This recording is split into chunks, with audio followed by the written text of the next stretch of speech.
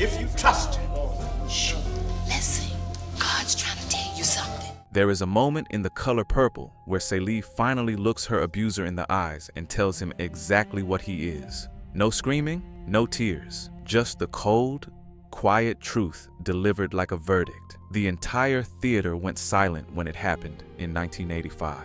People said they forgot to breathe. That scene alone tells you everything about why this film refuses to leave the cultural memory, why it still gets watched on quiet Sunday afternoons decades after its release, and why the arguments it started never really ended. But the story behind the camera is just as layered as anything Celie ever survived. Spielberg crying between takes. Oprah discovered through a television broadcast playing in the background of someone's office. 11 Oscar nominations that led to absolutely nothing. A first-time actress stepping onto a Hollywood set like she'd been doing it her whole life. 21 facts about The Color Purple that the film itself never told you.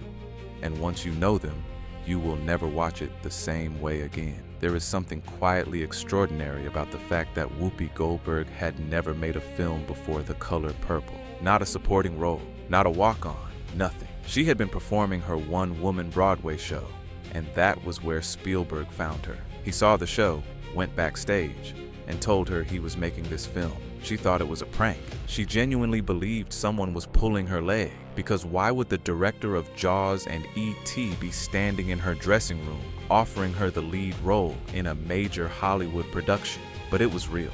And when the film came out, critics who had never seen her face before described her performance as one of the most complete pieces of acting they had witnessed from any actor in years. That is not a typo. Any actor, not any actress. The distinction matters because what Goldberg did with Celie was not gendered acting. It was just pure human truth. She went from unknown to Oscar-nominated in a single film. That trajectory had almost never happened in Hollywood before, and it has almost never happened since. The story of how Oprah Winfrey got cast is the kind of thing screenwriters would reject as too convenient.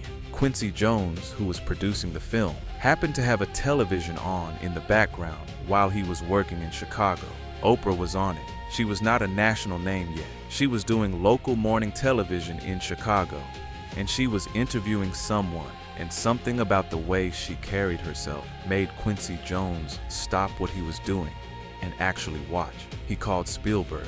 He said he had found Sophia. What is remarkable about this is that Oprah was actively trying not to get the part after she heard about the audition because she was afraid of wanting it too badly. She had been praying to let it go. She had made peace with not getting it. And then the phone rang. Her performance as Sophia earned her an Oscar nomination for Best Supporting Actress. She was a morning talk show host who had never acted in a film in her life, and she walked into one of the most competitive nomination fields of that decade. The Oscar situation is one of the most discussed and least resolved controversies in Academy Awards history. The Color Purple received 11 nominations in 1986. 11. Best Picture, Best Actress, Best Supporting Actress. Best Director was not among them, which was itself a pointed omission that critics noticed immediately. The film won 0 awards, not 1. 11 nominations and a complete shutout. To put that in context, no film before or since has received that many nominations and walked away with nothing. Out of Africa swept that year. It won 7 awards including Best Picture and Best Director. The Color Purple's complete shutout was not just a disappointment. It became a reference point in conversations about Hollywood's relationship with Black-led stories that continued for decades. Whoopi Goldberg lost Best Actress to Geraldine Page in The Trip to Bountiful. It was a legitimate performance, but the mathematics of that evening, 11 nominations and 0 wins, did not sit easily with audiences who had seen what was on that screen. Steven Spielberg has said in multiple interviews that directing The Color Purple was one of the most emotionally overwhelming experiences of his career. He was not prepared for what the material would do to him on set. He cried while shooting scenes, not occasionally, regularly. He has described standing behind the camera trying to compose himself while his actors were doing the work, because the emotional weight of what he was witnessing kept hitting him in ways he could not predict. This is the same man who directed the opening sequence of Saving Private Ryan without flinching long enough to get the shots he needed. The color purple undid him in a way that pure spectacle never did. He has also said publicly that he does not think he was the right director for the film, that a black director would have brought something to it that he fundamentally could not, and that this is something he has carried with him. That level of self-awareness from a director of his stature, offered without being pressured into it, is rarer than most people realize. Quincy Jones wore two hats on this production in a way that was almost without precedent in Hollywood. He was the producer who shepherded the project from development, and he also composed the film's score. That dual role meant he was responsible for both the business decisions that shaped the film and the music that gave it emotional architecture. The score he wrote is one of the most recognizable in American cinema from that decade. The main theme alone has been sampled, referenced, and replayed so many times that people who have never seen the film know the melody. Jones has talked about how he approached the score as a conversation with the story, rather than a commentary on it. He wanted the music to feel like it was happening inside Celie's chest, not floating above the scenes. Whether or not you think he succeeded, the result is a score that almost no one who has seen the film can fully separate from their memory of it. Alice Walker sold the film rights to The Color Purple and then found herself increasingly pushed to the edges of the production. This is not an unusual story in Hollywood. Authors sell rights and lose control, but the specific shape of Walker's exclusion was painful in ways that went beyond the standard adaptation complaints. She had written a novel about the interior lives of black women in the American South, with a frankness about sexuality, abuse, and spiritual transformation that had made the book both celebrated and banned.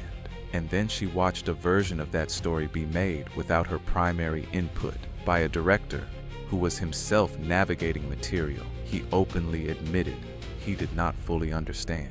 Walker's public comments about the film have been complicated over the years.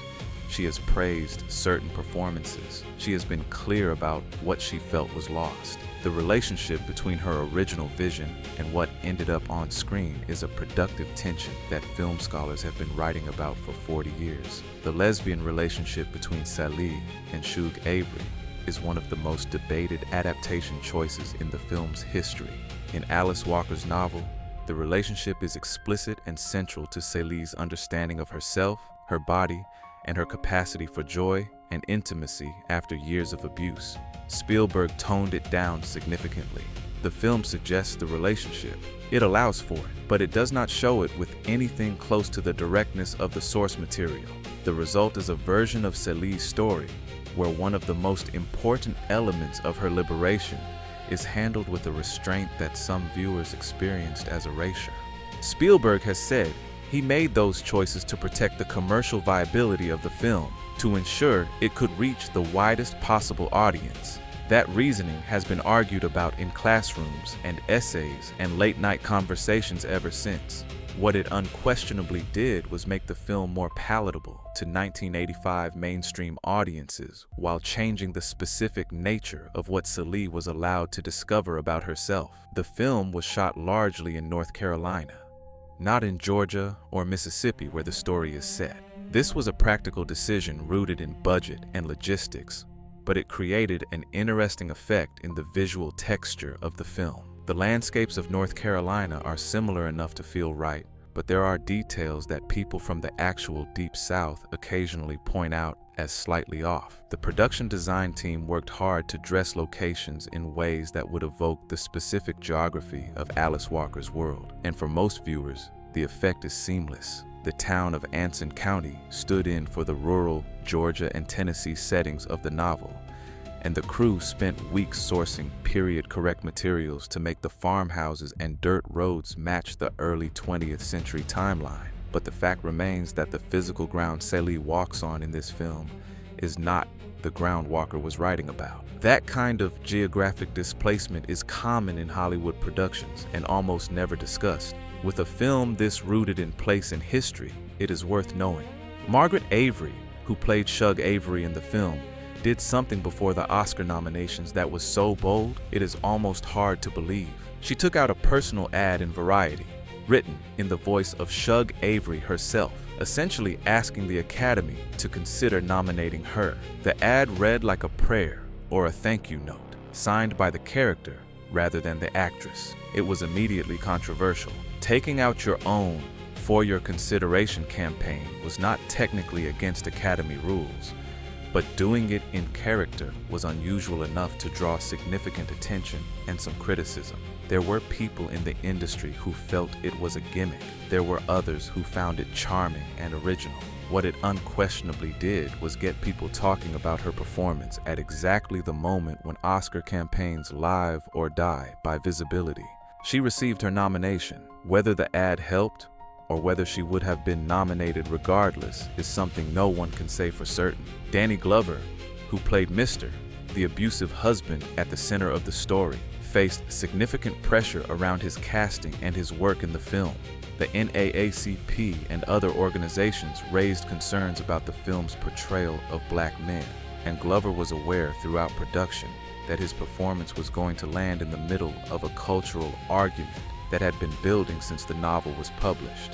Alice Walker's book had already been criticized by some black male critics for what they characterized as a one-sided portrayal of black men as abusers and obstacles. Glover has spoken about the weight of that context in interviews, noting that he understood the responsibility on both sides to the story's honesty and to the community watching. Glover's task was to play a villain who needed to be human enough that his eventual, partial redemption registered as real rather than convenient. His performance accomplished that in ways that are easy to underestimate. Mr. in this film is terrifying, and then, in the final act, something closer to pathetic and broken. That arc requires an actor capable of genuine range, and Glover delivered it while knowing that some audiences would hate him for the role regardless.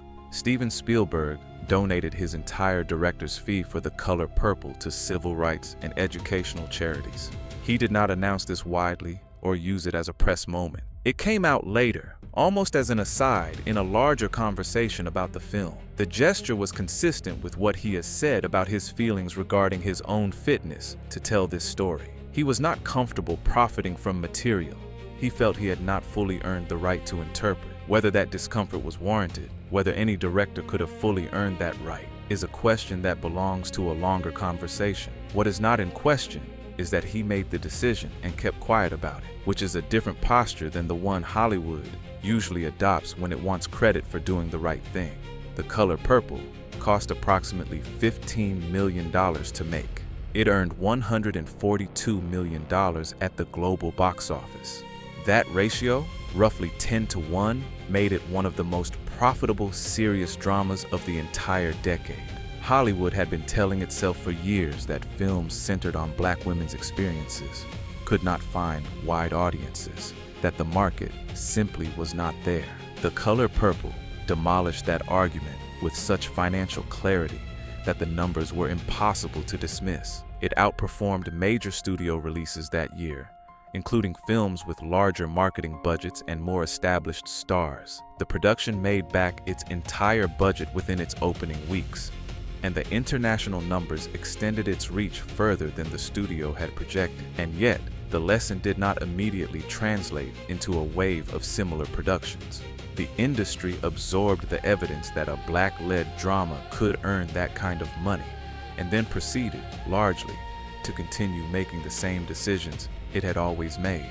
This pattern, a film proving something definitively, and the industry filing the proof away rather than acting on it, is one of the more frustrating recurring features of Hollywood's relationship with diversity. Akosua Buzia, who played Nettie, Saley's sister, went on to become a published novelist after the film. Her novel, The Seasons of Bento Blackbird, came out in 1996 and was well received. Busia is also Ghanaian royalty, the daughter of Kofi Abrefa Busia, who served as Prime Minister of Ghana in the early 1970s. That biographical detail tends to surface in film discussions as a footnote, but it speaks to the breadth of what she brought to a role that the film gave relatively little screen time to develop. She also married John Singleton, the director of Boys in the Hood, in 1996, though the marriage ended in divorce a year later. Her trajectory after The Color Purple is interesting partly because she was so thoroughly overshadowed in the film's cultural memory by Goldberg, Winfrey, and Avery. Nettie is the emotional anchor of the story in many ways. She is the love that Celie is trying to reach, but because the character spends most of the film literally out of frame, separated by oceans and years of missing letters, Bouzia's work is easy to overlook. Her performance in the scenes she does have is careful and warm, and her later career suggests a creative life that the film was only the beginning of. The razor scene between Celie and Mr. is one of the most tension-filled moments in the film, and it generated significant critical debate when the movie came out. Some critics felt it was exploitative. Others felt it was the most honest dramatization of what abuse does to a person's sense of reality and desperation. What is less discussed is the craft behind how it was shot. Spielberg held on Whoopi Goldberg's face during that scene in a way that kept the camera inside Celie's psychology rather than outside it, observing her actions. The choice to frame it that way transformed what could have been a scene about violence into a scene about the experience of being trapped and finally deciding that the trap has to end, whatever it takes. The distinction between those two things is the difference between exploitation and empathy, and the framing accomplished it. The letters that Celie writes throughout the story, both in the novel and in the film, were partly inspired by actual letters that Alice Walker's grandmother wrote. Walker has spoken about her grandmother as a woman whose inner life was far richer and more complex than the world around her allowed her to express. The epistolary form of the novel, the letters to God that eventually become letters to Nettie, was Walker's way of giving a voice to women whose voices had been systematically taken from them. Walker has described sitting with those letters as a young woman and feeling the weight of everything her grandmother could not say out loud in the world she inhabited, and the novel became, among other things, an act of posthumous translation. When that structure translates to screen, it becomes the voice-over narration that carries the audience through decades of Celie's life. The grandmother's actual letters have never been published, but the emotional DNA of what Walker observed in those letters lives inside every word that comes out of Whoopi Goldberg's mouth in this film. Whoopi Goldberg's name is not the name she was born with. She was born Corinne Elaine Johnson in New York City in 1955. The stage name Whoopi Goldberg was constructed from two different sources. The whoopee cushion, which she has cited as inspiration for the first name, and a Jewish surname she adopted partly as a tribute to her Jewish heritage on her mother's side. She has told this story several times in interviews, and it tends to surprise people who assumed the name was purely invented. Her mother reportedly had concerns about whether the name would be taken seriously in professional settings, and Goldberg has spoken about those early conversations with a mixture of humor and affection. The career that followed that name has been one of the more singular in entertainment history. An EGOT winner, meaning she has won an Emmy, a Grammy, an Oscar, and a Tony. She achieved that status in part because of what she did in The Color Purple, which set the trajectory for everything else. She remains one of a very small number of performers in any era to have accomplished all four in a single career. The film's portrayal of the relationship between Celie and Shug Avery, even in its toned-down form, was enough to get The Color Purple banned or restricted in various school districts and community libraries throughout the 1980s and well into the 90s. The American Library Association has consistently listed the novel among the most challenged books in America, and the film generated its own version of those challenges. Communities that objected to the content did so on grounds ranging from sexual content to language, to what was described as a negative portrayal of Christianity. The irony is that the film's spiritual dimension, the way Shug reframes God for Celie as something present in nature rather than confined to a church building, is one of its most genuinely moving elements. The things that got it challenged are also the things that made it matter. The question of who should have directed The Color Purple has never fully gone away. In 1985, there were black directors in Hollywood, though the industry's infrastructure made it extraordinarily difficult for them to access studio-level budgets and distribution. The film was made within a system that had not yet created the conditions for a black director to be handed this material and this budget without having to fight for years to earn that position. Spielberg has acknowledged this. Critics have analyzed it extensively. What makes the conversation productive rather than simply retrospective is that it forces a direct examination of who Hollywood trusted with which stories and why, and how those decisions shaped what audiences were allowed to see and how they were allowed to see it.